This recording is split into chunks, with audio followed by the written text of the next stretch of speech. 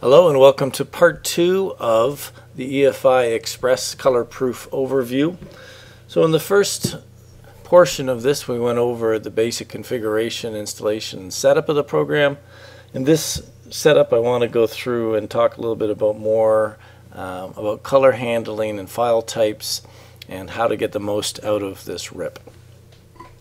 So where I want to start is to talk a little bit more in detail about some of the color settings, because that's where you're going to set up and determine your color matching. So we're going to open up the preferences dialog box, and within here there's lots of things that you can set up, but the most important one is we're going to look at the color tab. Within the color tab you have a few options, so let's break these down and try and make it so that you understand these as best as you can. You can use the presets that are included. One is obviously called proofing, and it is possible to overwrite those and load your own. So once you make a change to what's going on inside there, you're going to get the exclamation mark saying that there's been a change. Personally, I'm going to show you the settings that I like to use, and then we're going to move on and discuss that a little bit further. So in North America, the Grackle coded profile is what is considered a maximum gamut printing profile. So what that means is for CMYK printing to a printing press, this is the best that any press can achieve under standards or specifications. Grackle is not yet a standard, but it is a specification, and it does target to a #1 sheet on an offset press, printing at specific target values.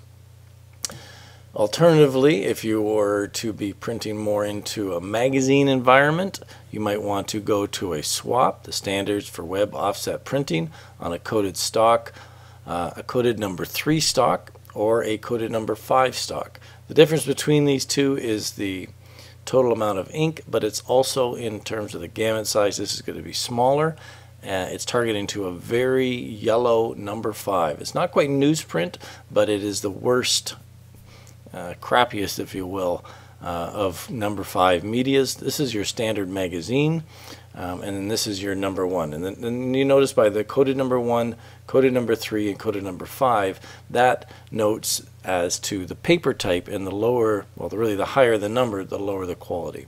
So let's set this up for Grackle, both as the source and the simulation. So it's saying that your incoming file, the file that you've set up in your application, has been set up with this profile, and you're trying to make it match to the same thing, which is Grackle. So in an ideal environment, you're going to convert your files in Photoshop, even if it is CMYK to CMYK, to the destination of where you're proofing. That really makes the most sense.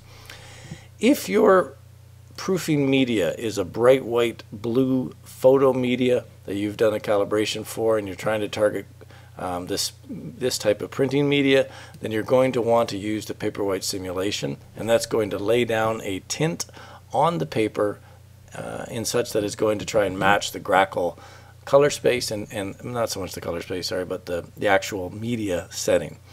If that's a problem, and a lot of people don't like it, then you can obviously turn that on, and you can go to relative color metric, no Paperwhite. So it's going to not put down that color simulation. I tend to not use embedded profiles. My workflow is to make sure that all the files coming in for proofing are targeted to the output destination.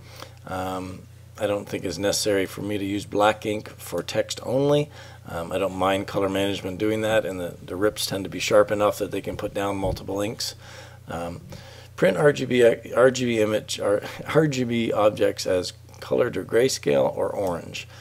If you want to do a pre-flighting mechanism that catches any RGB embedded images within a PDF, then you can turn this to be either grayscale or orange. Grayscale really isn't going to help you, but orange certainly will flag those images as being wrong.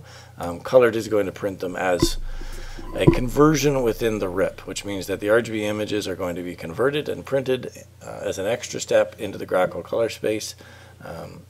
This RIP also has the capability of using both either RGB or CMYK. Obviously in a proofing environment we want to be in CMYK, but in a photo environment, if you're sending RGB images to the RIP, then you'll want to change this to RGB. The lab optimization file is a file that can be created using another program. They have EFI Color Proof, which is a more robust program, and in that program there is the capability of doing what's called an LAB optimization profile, or it's a 3cc file. This file is used to increase the color matching and decrease the delta E between your source profile and your paper profile.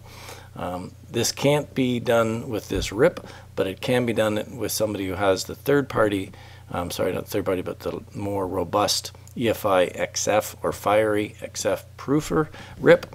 And with that RIP, you can build a 3cc file that can be loaded here. So one of the things that we do as a company is we offer the capability of creating custom medias for you, so that's for your printer and for your workflow. So anything in here that has the CM, the color management, means that this has been created using our proofing and calibration workflow and setup. So we'll use, you know, the ISIS and the higher end EFI color proof or Fiery XF proofing RIP to create the profiles. We'll create a 3cc lab optimization file that can get loaded here, and we'll get you the best color matching that you can get. Obviously, custom color profiles are going to get you a more accurate profile than the generic ones. But if you don't have that capability, then it is possible to use the generic ones and get decent color quality. So now that we've set this up, we want to save this, and this is going to be Grackle Proofing.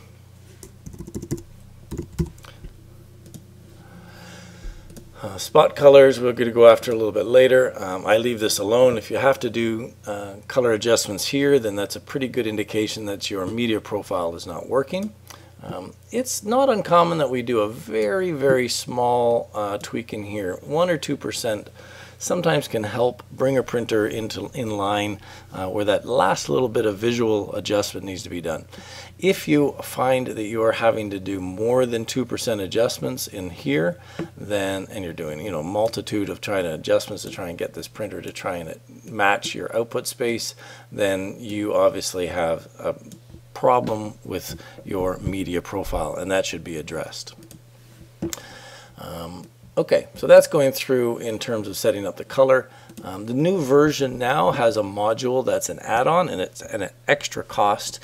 It's called the Verify module, and that lets you put a control strip onto your images, and it allows you to verify and colorimetrically compare your output with that of a reference profile's LAB values. So I'll show you how that works in a moment. So let's save that and put that in there.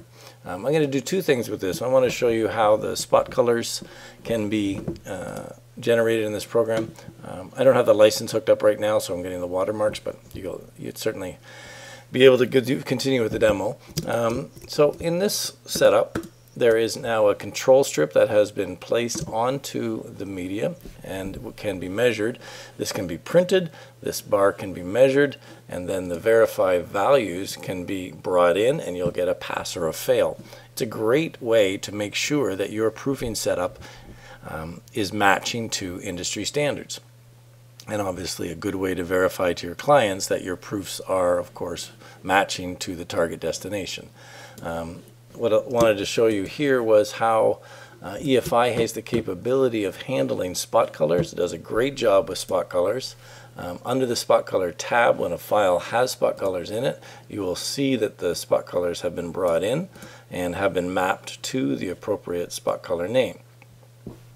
It's possible to map a color to a different value. If you had a CMYK value, you could do it to that, or you could take it back and go to a Pantone. So if you have a file that comes in that has an unknown value within there, say it's dye line 27 or it's Coca-Cola blue, you could map it to a specific spot color in a library, or alternatively you could just turn it off and resave that image or that RIP file.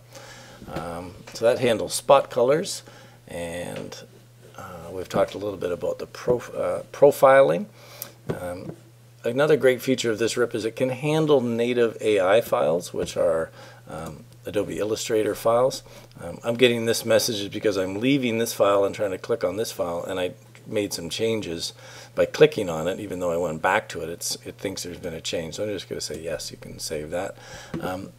This brings up another point, and that is anytime you make a change to the table, it wants to remember that, so that you can save that as a preset, so that if every time you map, Pepsi blue to reflex blue, you could call that a specific table, and you could then load that in here as a preset, or you could load it as a preset for all jobs going forward. So that's really kind of cool and helpful. So this is an AI file, this is a PDF file. I'm certainly clicking on lots of stuff. So once you don't do that, it'll come back. All right, so I think that gives us a little bit of an overview of the RIP. I'm going to get into some other updates and talk about this in the future. I'll try and get into some of the other features that are available, but I hope that gives you a bit more information on this RIP. Thank you.